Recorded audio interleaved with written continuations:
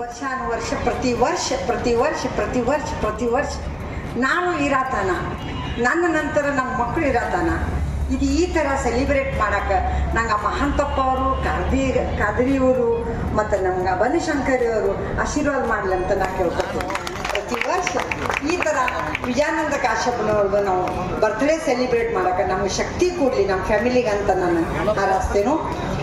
ಅವ್ರ ಕೆಲಸಕ್ಕೆ ಎಷ್ಟು ಯೋಗ್ಯ, ಹ್ಯಾಂಗೆ ಅವ್ರ ಗಜರಾಜ ಅದಾರ ಎಲ್ಲ ಹೇಳಿದ್ರು.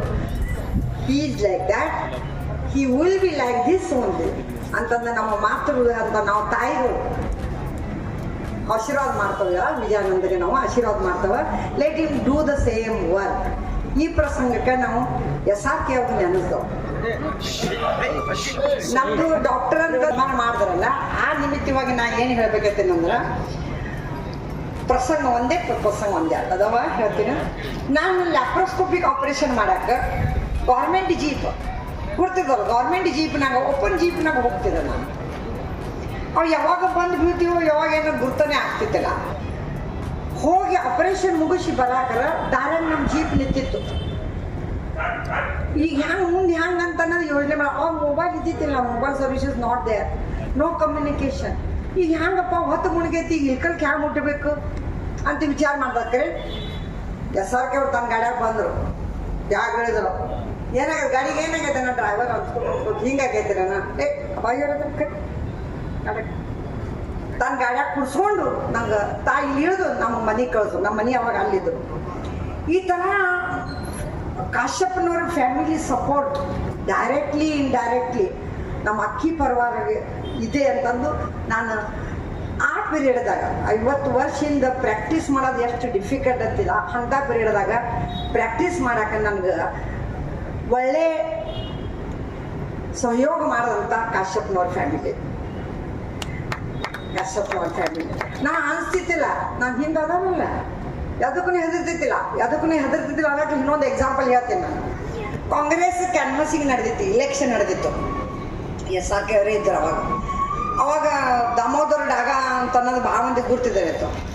ಅವರು ಒಂದು 20-30 ಮಂದಿ ಸರ್ಕಾರ ದವಾಖಾನೆ ಬಂದುಬಿಟ್ರು. ಅವಾಗ ನಾನು ಒಬ್ಬಕ್ಕಿನಿದ್ದ ಹಾಸ್ಪಿಟಲ್ದಾಗ ಸರ್ಕಾರದಾಗ ಜಾಬ್ ಮಾಡ್ತಿದ್ದೆ. ಅವಾಗ ಮೆಡಿಕಲ್ ಆಫೀಸ್ ಅಂತಿದ್ದೇನೆ. ಬಂದಾಕರ ಮತ್ತು ದಾಮೋದರ ಡಾಗದೆಲ್ಲ ಗುರ್ತು ಹೆಂಗಿದ್ರು ಅವರು, ಕಾಶ್ಯಪನವ್ರದೆಲ್ಲ ರೈಟ್ ಹ್ಯಾಂಡ್ ಮೆಡಿಕಲ್ದಾಗ. ಅವರೆಲ್ಲ ಬಂದು, ಮೇಡಮ್ ಬರ್ರಿ ಮೇಡಮ್ ಹೊರಪೇಟೆ ಆಗೈತಿ, ಗೋರ್ಬಾಗ ಡಾಕಾದಾಗ ಎಲ್ಲ ಗೋರ್ಬಾದಾಗ ಆಗಿತ್ತು, ಜಗಳ ಆಗಿತ್ತು. ಅವಾಗ ಕರ್ಕೊಂಡ್ಬಂದ್ರು, ಪೇಷಂಟ್ ತ್ರಾಸ ಆಗ್ತಿದ್ರಿ ಮೇಡಮ್, ತ್ರಾಸ ಆಗತ್ತಿದ್ರಿ ಮೇಡಮ್ ಅಂತಂದು. ನಂದು ಹೌದಾ, ನಾ ಕೂತಿದ್ದು ಎದ್ದಿಲ್ಲ. ಹೌದಾ, ಬರ್ರಿ ಕೊಂಡ್ರಿ ಅಂತ ಕೂಡಿಸ್ದ. ಎಲ್ಲದು ಪೇಷಂಟ್ ಕೇಮ್ ಬೈ ವಾಕ್ ಮಾಡಿ ಸ್ವಲ್ಪ ವಾರ್ ಮನ್ಗಿಸ್ರಿ ಅಂದ್ರೆ ಎಕ್ಸಾಮಿನೇಷನ್ ರೂಮ್ ಆಗಿತ್ತು ಅಂತ ಮನ್ಗಿಸ್ರಿ ಅಂತ ಮನ್ಗಿಸ್ರಿ. ಅದು ಇದು ಹೆಂಗಾಯ್ತು ಹಿಂಗಾಯ್ತು ಕೇಳಾದ್ರಾಗ 5-10 ನಿಮಿಷ ಹೋದು. ಮೇಡಮ್ 10 ನಿಮಿಷದ ಪೇಷಂಟ್ ಒಳಗೆ ಮಕ್ಕೊಂಡಿದ್ದೀನಿ, ನೀವೇನ ನೋಡೋದಾಗಿರಲ್ಲ ಅಂತಂದು ದಾಮೋದರ ಡಾಗ. ನಂದು ಅವ್ರ ಜೊತೆ ಇದ್ದವ್ರು ಹೊರಗರಿ ಬರಲಿ, I want to exam the patient. ಎಲ್ಲರೂ ಇದನ್ನು ನಾನು ನೋಡೋಂಗಿಲ್ಲ, ಎಲ್ಲರೂ ಹೊರಗೆ ಬರ್ರಿ ನಾನು ನೋಡ್ತೀನಿ. ಈ ಥರ ಮಾತಾಡೋದು ಧೈರ್ಯ ಕೊಟ್ಟವ್ರನ್ನೇ SRK. ಈ ಒಂದು ಸ್ಥಾನಮಾನ, ರಾಜಕೀಯ ಗೌರವ, ಅಧಿಕಾರ, ಇವತ್ತು ಇದರ ಎಲ್ಲರ ಕೊಡುಗೆ ಕಾಶ್ಯಪನವರ ಕುಟುಂಬದ ಆಶೀರ್ವಾದ. ಕಾಶ್ಯಪನವರ ಮನೆತನದಲ್ಲಿ ಹುಟ್ಟಿದ್ದಕ್ಕೆ ನಾನು ಮೊದಲು ನಾನು ಕೃತಜ್ಞತೆಯನ್ನು, ಧನ್ಯವಾದಗಳನ್ನ, ಸಂತೋಷವನ್ನು ವ್ಯಕ್ತಪಡಿಸ್ತೇನೆ. ಬಹುತೇಕ ಯಾಕಂದ್ರೆ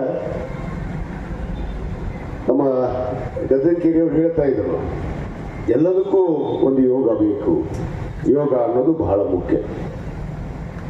ನಾವು ಎಲ್ಲಿ ಅಪ್ಲಿಕೇಶನ್ ಹಾಕಿ ಇಟ್ಕೊಂಡು ಜನಿಸಿರೋದಿಲ್ಲ. ಯಾವ ಜನಾಂಗದಾಗ ಹುಡ್ತೀವಿ, ಯಾವ ಜಾತಿಯಲ್ಲಿ ಹುಡ್ತೀವಿ, ಯಾವ ಧರ್ಮದಲ್ಲಿ ಹುಡ್ತೀವಿ ಅಂತೇಳಿ ಯಾರೋ ಅಪ್ಲಿಕೇಶನ್ ಹಾಕಿಲ್ಲ ನಾವು. ಯಾಕಂದ್ರೆ ಏನೋ ಒಂದು ಯಾರ್ದೋ ಒಂದು ಪುಣ್ಯದ ಫಲ.